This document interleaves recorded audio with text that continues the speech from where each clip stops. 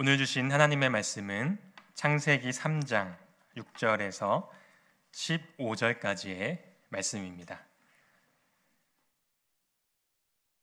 창세기 3장 6절에서 15절까지의 말씀입니다.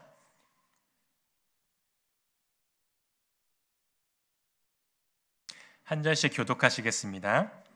제가 먼저 읽겠습니다. 여자가 그 나무를 본즉 먹음직도 하고 보암직도 하고 지혜롭게 할 만큼 탐스럽기도 한 나무인지라.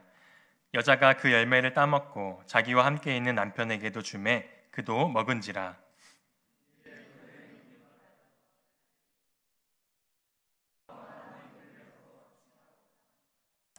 그들이 그날 바람이 불 때 동산에 거니시는 여호와 하나님의 소리를 듣고 아담과 그의 아내가 여호와 하나님의 낯을 피하여 동산 나무 사이에 숨은지라.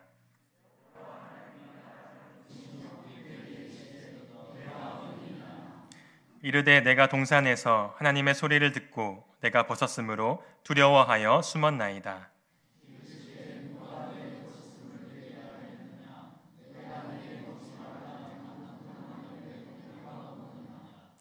아담이 이르되 하나님이 주셔서 나와 함께 있게 하신 여자 그가 그 나무 열매를 내게 주므로 내가 먹었나이다.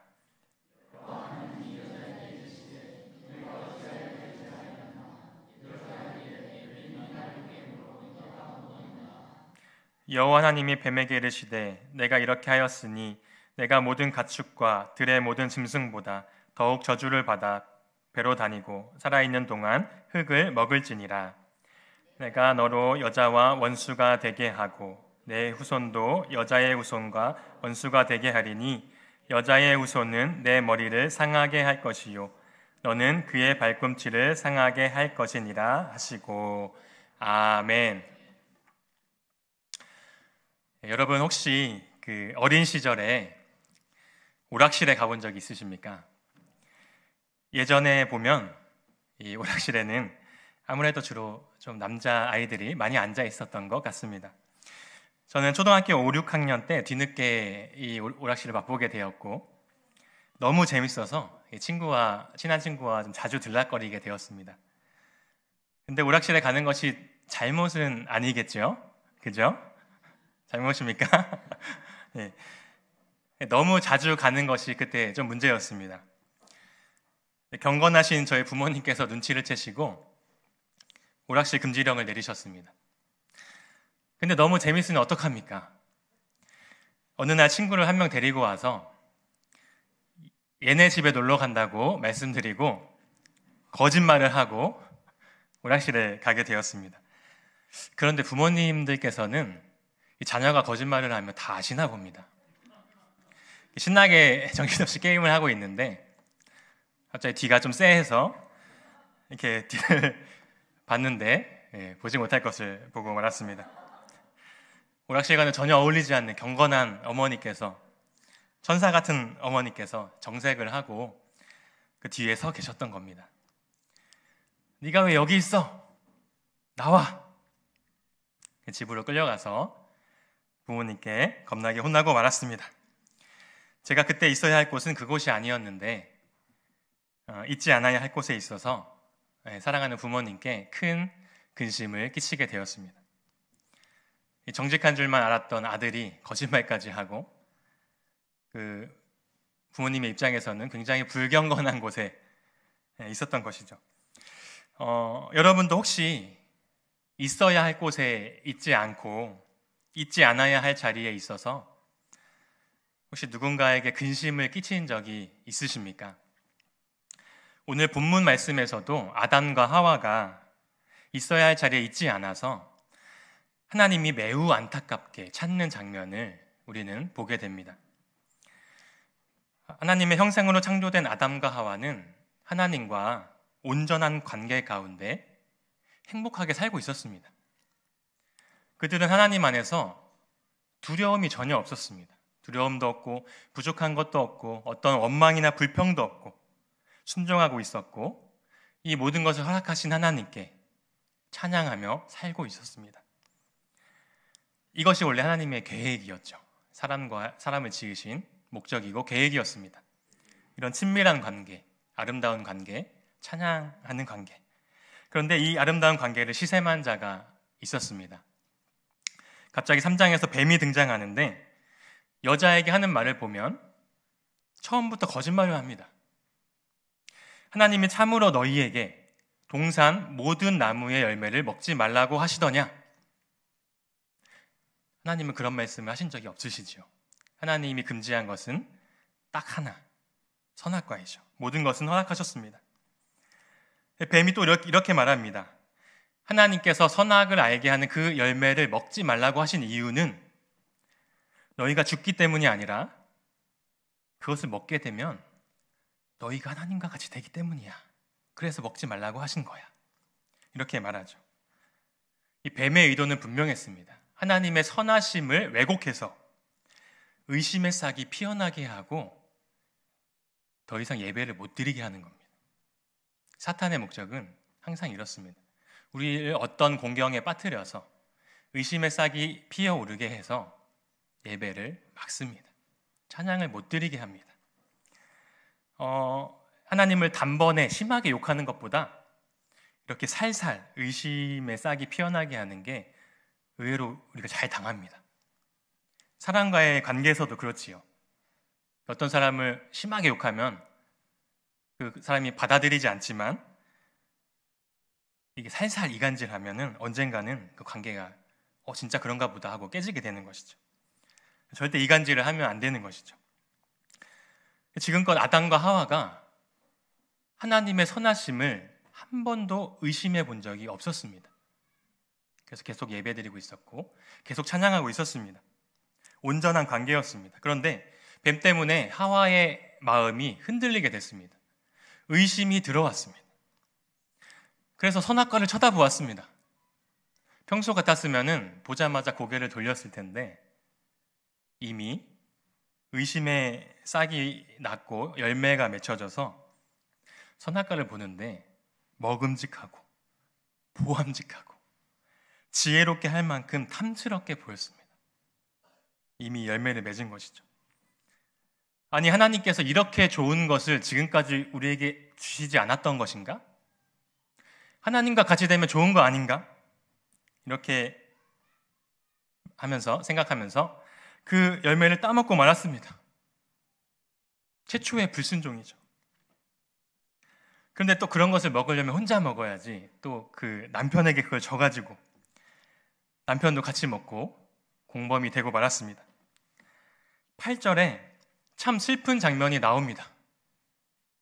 하나님 앞에서 뛰놀며 찬양하던 아담과 하와가 하나님이 너무 좋아서 기뻐하던 그들이 하나님의 소리를 듣고 두려워하여 피하여 숨게 된 것입니다. 두려움이라는 것이 없었는데 두려움이라는 것이 처음 발생하게 되었습니다. 말씀 한 구절 읽어드리겠습니다. 요한일서 4장 18절 말씀에 사랑 안에 두려움이 없고 온전한 사랑이 두려움을 내쫓나니 두려움에는 형벌이 있습니다. 두려워하는 자는 사랑 안에서 온전히 이루지 못하였느니라. 하나님과의 온전한 사랑의 관계가 죄로 인하여 깨지게 되고 두려워하게 되었습니다. 우리 모두가 죄로 인해서 하나님 앞에 두려움이 있습니다. 우리는 여기서 잠깐 하나님의 마음을 헤아려 보기 원합니다.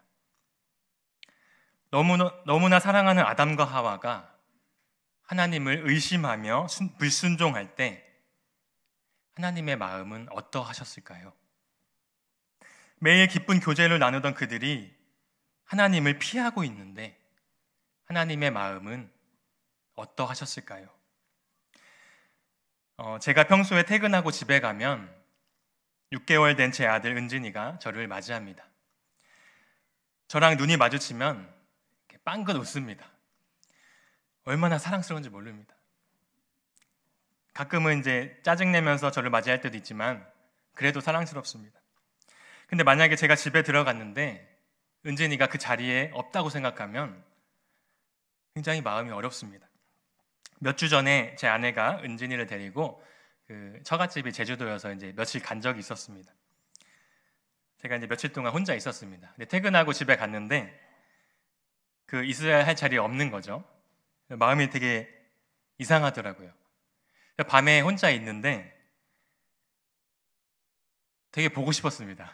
그 조만한 녀석이 굉장히 보고 싶었습니다. 눈물이 살짝 고이기도 했습니다. 나중에 만났을 때 얼마나 기뻤는지 모릅니다. 아내 생각도 조금 했습니다. 네, 알아주시기 바랍니다. 근데 매일 아담과 하와가 매일 하나님 앞에 나와서 예배하던 사람들이거든요. 근데 지금 피하여 숨은 겁니다. 하나님께서 외치십니다. 아담아, 내가 어디 있느냐? 아담아, 내가 어디 있느냐? 어디 있는지 모르셔서 묻는 질문이 아니시지요. 사랑하는 아들아, 사랑하는 딸아, 너 왜 거기에 있니? 거기는 내가 있어야 할 자리가 아니야. 이런 외침이셨습니다. 내가 어디 있느냐? 하나님은 지금도 우리에게 이 질문을 계속 하고 계십니다. 여러분은 지금 어디에 있습니까? 있어야 할 곳에 있으십니까? 우리가 있어야 할 자리는 어디이겠습니까? 오늘 우리가 말씀 안에서 우리가 있어야 할 곳을 함께 알아보고 이곳에서 계속 거하기 원합니다. 우리가 있어야 할 곳 첫째는 예배의 자리에 있어야 합니다. 예배의 자리에 있는다는 것은 하나님 앞에 계속해서 나온다는 의미입니다. 죄를 범한 아담과 하와는 하나님을 두려워하여 더 이상 나오지 못합니다. 피하여 숨게 되었습니다. 그리고 그들의 찬양과 예배는 멈추고 말았습니다. 우리가 예배에 참여하여 기쁘게 찬양도 하고 기도하고 또 말씀도 듣습니다. 은혜를 받기도 하지만 때로는 하나님 말씀에 책망을 받기도 합니다. 죄를 지어서 무거운 마음에 예배를 피하고 싶은 마음이 들 때도 있고, 또는 하나님과 별로 관계가 없어서 예배가 좀 지루한 마음이 들 때도 있습니다. 그러나 여러분, 그럼에도 불구하고 예배 자리에 계속 나오시기 바랍니다. 우리는 원래 죄로 인하여 하나님과 관계가 깨졌지만, 예배가 불가능한 자들이 되었지만, 그러나 예수님의 보혈이 우리의 죄보다 크십니다. 하나님과 우리의 관계를 원래 온전한 관계로 회복시키시고 우리를 예배자로 세우셨습니다. 예수님께서 그의 희생으로 말미암아 우리가 예배 드릴 수 있는 모든 자격을 다 마련해 놓으셨습니다. 우리 아멘하고 나오기만 하면 됩니다. 하나님이 예배 자리로 부르실 때 아멘, 저 지금까지 예수님 생각 못했는데요, 그래도 아멘 하고 나오는 겁니다. 왜? 우리가 한 게 아니라 예수님이 이뤄놓으신 것이 있기 때문에. 하나님, 저 죄 지어서 잘 못 나가겠습니다. 그게 아니라 아멘 하고 부르실 때 나오는 것입니다. 그러면 하나님께서 기뻐하시고 은혜해 주실 줄 믿습니다. 둘째는 하나님의 선하심을 신뢰하고 감사하는 자리에 있어야 합니다. 이 하나님에 대한 의심의 싹은 참 위험합니다. 하나님의 선하심에 대한 의심은 하와가 그랬듯이 의심하기 시작하면 곧 불순종으로 이어집니다. 우리는 하나님의 성품에 대해서 의심하지 않도록 조심해야 됩니다. 그분의 성품은 성경이 증언하기를 항상 영원히 선하다고 하셨습니다. 선하지 않은 시간이 존재하지 않습니다. 나한테 잠깐 나를 괴롭히시고 선하신 게 아니라, 나를 잠깐 못 살게 구시고 선하신 게 아니라 선하지 않은 시간이 없다는 것입니다. 그분은 우리에게 항상 좋은 것을 주십니다. 그분은 우리의 아버지이십니다.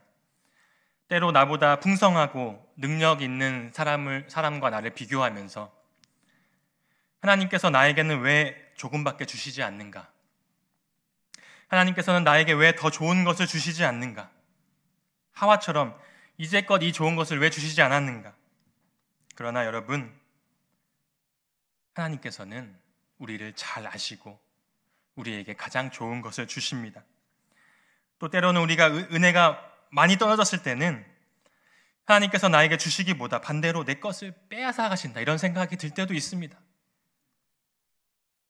이런 생각이 드신다면, 내가 지금 약발이 다 떨어진 상태구나. 이렇게 아시면 되겠습니다. 기도해야 될 때입니다.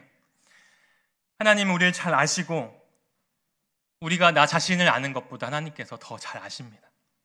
지금 이때에 우리에게 필요한 것을 정확하게 아십니다.